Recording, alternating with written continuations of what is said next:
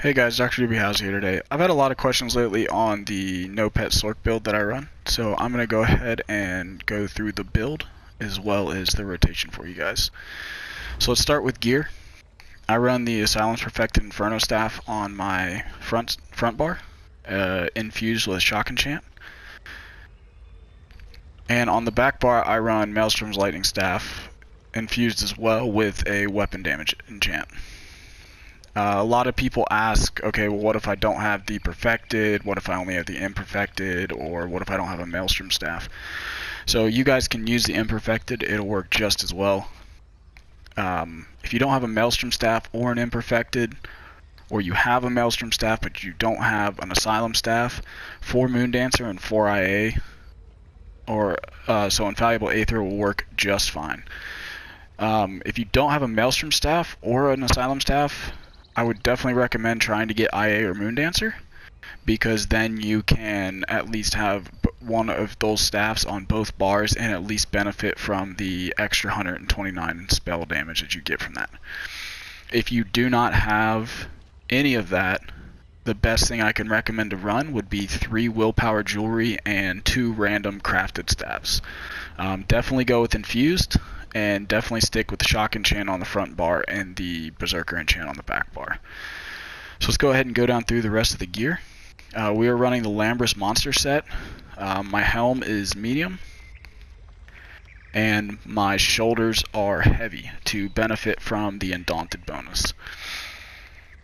Lambrus is probably one of the best sets for Sorc, especially running dual staffs with Force Pulse.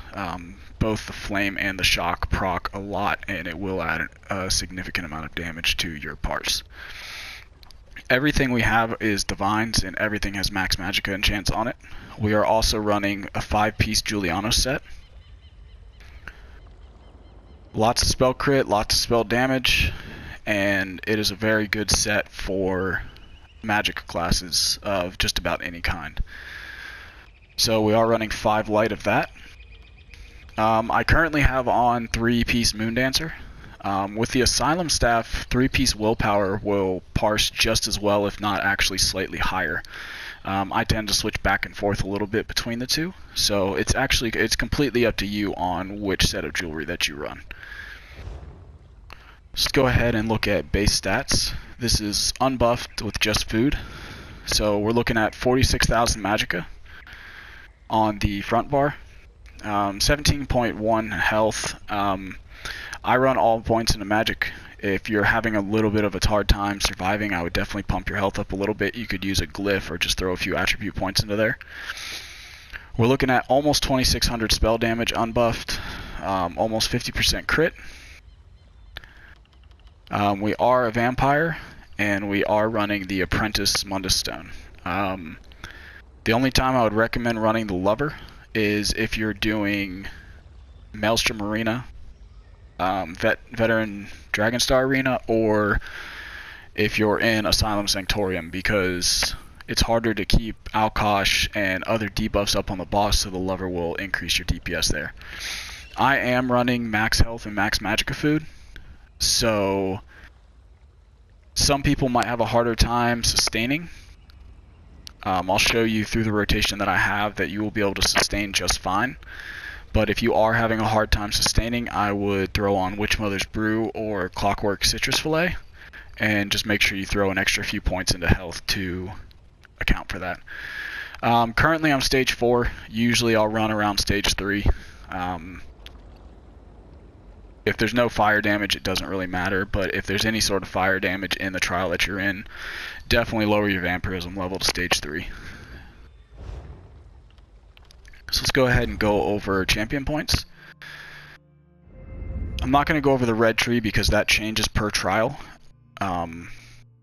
or whatever you're doing. It's constantly changing. There's always different types of damage that you're taking. So we're going to go over the green tree and the blue. So currently I have 28 points into Warlord to reduce the cost of Break Free, 75 points into Tenacity, and 75 points into Arcanist. You could go to 100, but for those 25 points, you're only gaining 1 extra % from Magicka recovery and return of Magicka on a fully charged heavy attack, so it's honestly not worth those 25 points.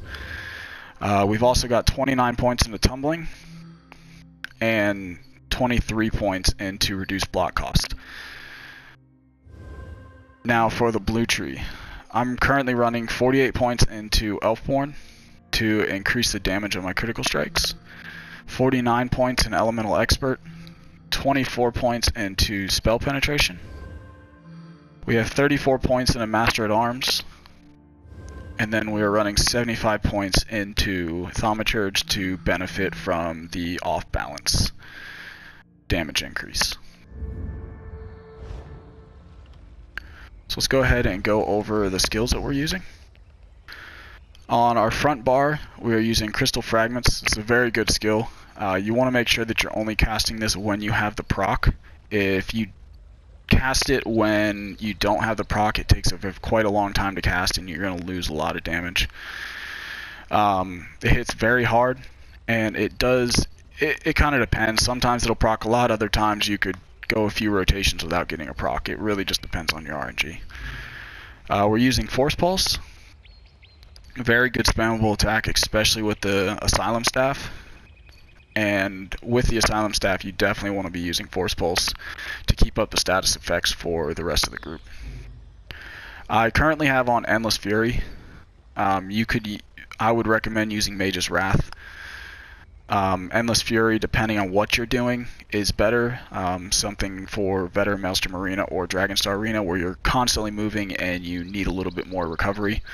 But Mage's Wrath definitely hits a little bit harder. We have Inner Light slotted. It increases our match Magicka by 5%, as well as gives us a constant spell critical rating on our front bar. We're using Bound Aegis. It gives us minor resolve and minor ward, so we get a little bit more resistances from it.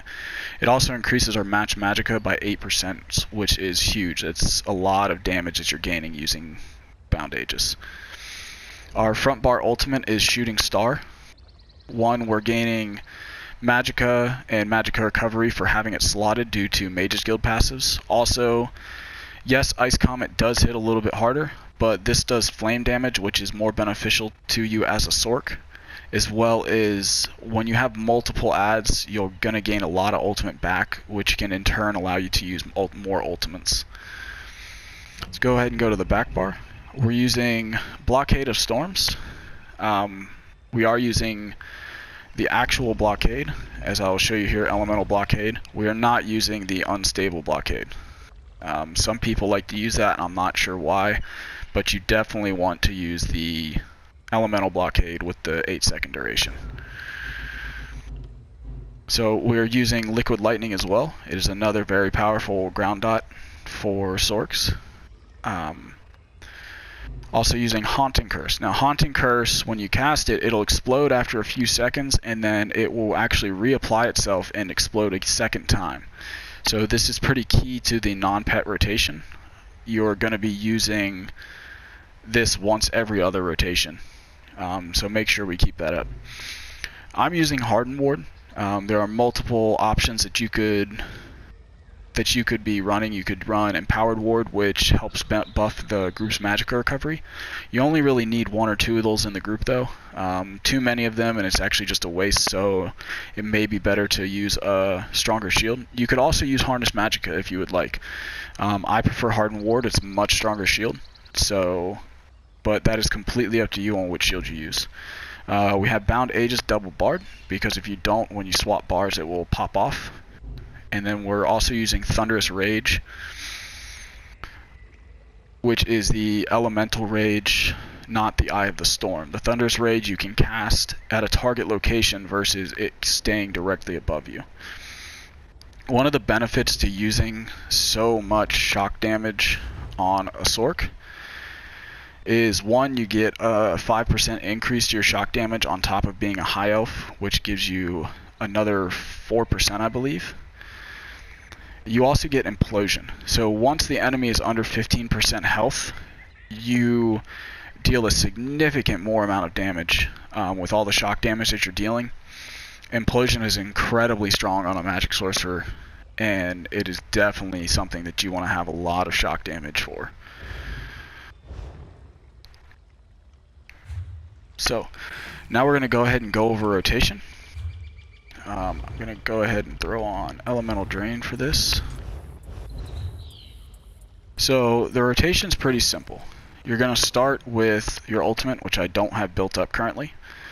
So you're going to drop your Destra ult, and then you're going to go Blockade, Light Attack afterwards, Liquid Lightning, Light Attack afterwards.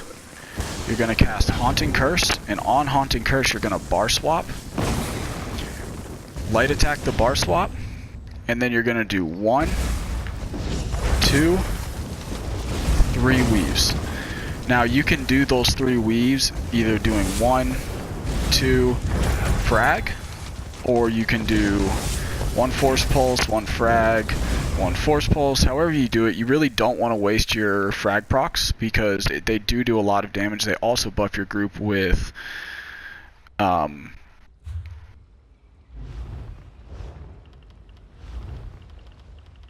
Minor Prophecy. I couldn't remember, but you get a little bit of extra spell critical for it, and it is definitely worth running.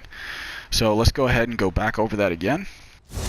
Blockade, Light Attack, Liquid Lightning, Light Attack, Curse, bar swap, Light Attack, 1, 2, 3 weaves with Light Attack, and then you're going to swap to your back bar and do 1 fully charged heavy attack. Now this is to account for the fact that there's no more reduction in cost champion points. So as long as you're sticking to this rotation, you should not have an issue running max health, max Magicka food. If you are having trouble, I would recommend switching again to either Witch Mother's Brew or Clockwork Citrus Fillet. So we're going to go over that one more time. So it's Blockade, Liquid Lightning, Curse, bar swap. Messed up there. 1, 2, and 3 weaves. Then you're going to swap back and do 1 fully charged heavy attack. So now I'll go ahead and show you guys that rotation in full speed. So we're going to throw up Elemental Drain. We're going to drop our ultimate, pop a potion.